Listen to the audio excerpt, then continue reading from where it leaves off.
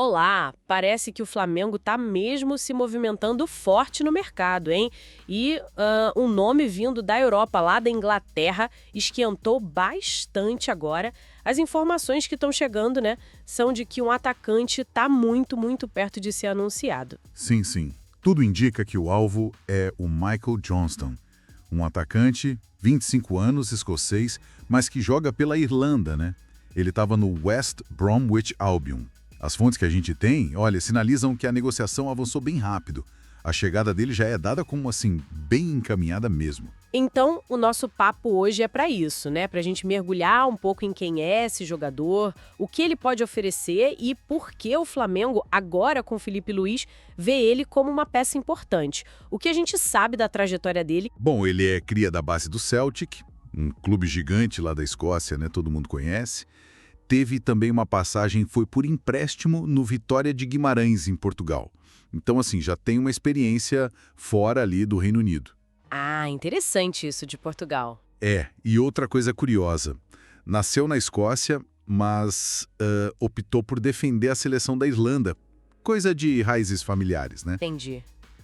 E dentro de campo, qual é a pegada dele? Porque olhando assim os números gerais, sei lá, 181 jogos, 26 gols, não parece aquele matador, né? Aquele finalizador nato. Exato, exato.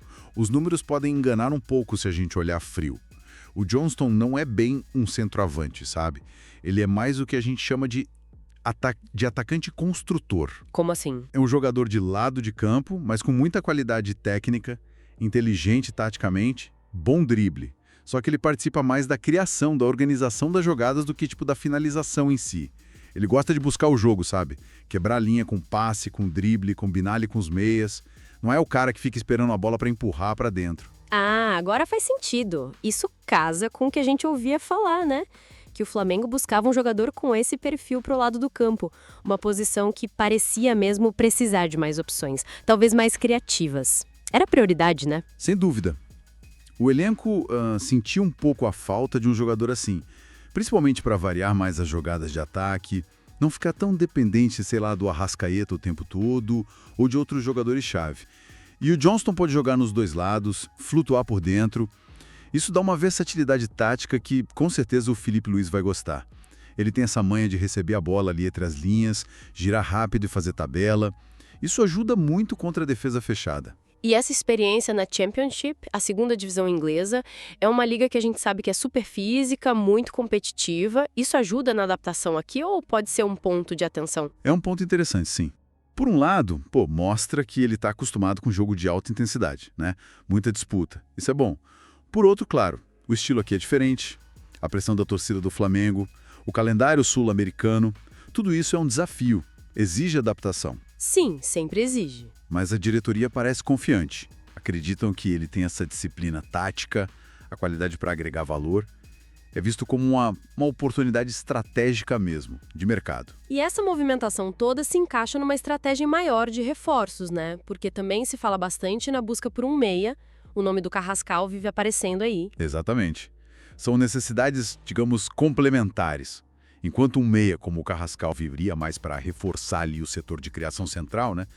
O Johnston chega para suprir essa lacuna mais específica no ataque, pelos lados, para dar mais profundidade, mais opção para o Filipe Luís, no calendário que vai ter Brasileirão, Copa do Brasil e, claro, Libertadores. Entendi.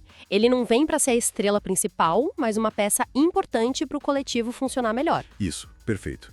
Uma peça importante para a engrenagem. E a negociação em si? Parece que tá na reta final mesmo, faltando exame, assinar. O West Brom tá facilitando a saída? Olha, pelo que consta, sim. As conversas evoluíram bem rápido. O clube inglês parece ver a saída com bons olhos, talvez financeiramente interessante para eles. E tem relatos também de que o próprio jogador está bem animado com a ideia de vir para o Flamengo, sabe? Disputar títulos, jogar no Maracanã, aquela coisa toda. Faz sentido. É mais um passo nesse processo que o Flamengo vem fazendo de internacionalizar mais o elenco, né? Seguindo aí o De La Cruz, Vinha, Pulgar. Bom, então, pra gente amarrar aqui, Michael Johnston é esse atacante de lado, mais construtor, menos finalizador, versátil, boa técnica, taticamente inteligente. vindo para preencher uma necessidade clara do elenco do Flamengo. E a negociação está bem avançada, considerada estratégica pela diretoria. É isso? É um ótimo resumo. Um jogador com potencial para oferecer soluções diferentes para o ataque do Flamengo, sim. Legal, fica então aquela pergunta para a gente refletir, né? Além de preencher essa lacuna no papel, na função ali, como que a chegada de um jogador com esse perfil mais cerebral, talvez, vindo de um futebol tático diferente, europeu, como isso pode realmente diversificar e enriquecer as alternativas do time no ataque? Penso especialmente naqueles jogos mais complicados, mais amarrados de Libertadores, sabe? Onde para destravar o jogo, às vezes você precisa justamente dessa inteligência, dessa criatividade vindo de um ponto diferente do campo. Fica aí a reflexão. O Flamengo tá lá na ponta do Brasileirão betano. Isso, 24 pontos, igualzinho o Cruzeiro, mas olha, o saldo de gols do Flamengo tá bem melhor, né? 20 contra 9. Exatamente. E o time segue firme, né? Oitavas da Libertadores, Copa Betano do Brasil. Depois daquela eliminação no Mundial, parece que as coisas estão entrando nos eixos. Parece que sim, mas como nem tudo são flores, né? Tem um burburinho aí, uma questão interna que tá ganhando corpo. Que é a situação do atacante Pedro, né? Mesmo com o time voando, tem esse debate sobre o camisa 9. Exatamente. E quem jogou mais lenha nessa fogueira, digamos assim, foi o Zinho, né? Ex-jogador, hoje comentarista lá na ESPN. Ah, o Zinho. Ele sempre tem umas análises pontuais. Sim. E ele levantou uns questionamentos importantes sobre como o Pedro está sendo utilizado. Ou melhor, talvez subutilizado na visão dele. Entendi. Então, a ideia aqui é a gente analisar um pouco esses comentários do Zinho, né? E tentar entender essa situação do Pedro dentro do contexto atual do Flamengo. Isso. Ver as possíveis razões, as implicações disso tudo para o clube, para o jogador. Perfeito. Então vamos lá. O Zinho começou dizendo que, no início, ele achava normal o Pedro não jogar tanto, né? Sim, ele via como parte do processo, sabe? Pós-lesão no joelho, aquela coisa de voltar aos poucos, ganhar ritmo. O famoso recondicionamento físico. Exato, o protocolo padrão, digamos. Só que aí, com o tempo, a percepção dele mudou um pouco. Como assim? Ele começou a observar que, mesmo já recuperado, aparentemente bem, o Pedro não estava sendo, a primeira opção do Felipe Luiz para entrar nos jogos. E teve um lance específico que marcou isso para ele, né? Teve. Ele citou um jogo em que o Olacinhã, um garoto da base, entrou antes do Pedro. Nossa, isso deve ter pesado lá a análise dele. Com certeza. Para ele foi um sinal de alerta, sabe? Indicando que talvez a questão não fosse mais só física. Faz sentido. E foi aí que o Zinho fez aquele apelo mais direto pro técnico, né? Algo na linha do, Felipe Luiz, dá essa oportunidade para ele. Um recado direto mesmo. Sim.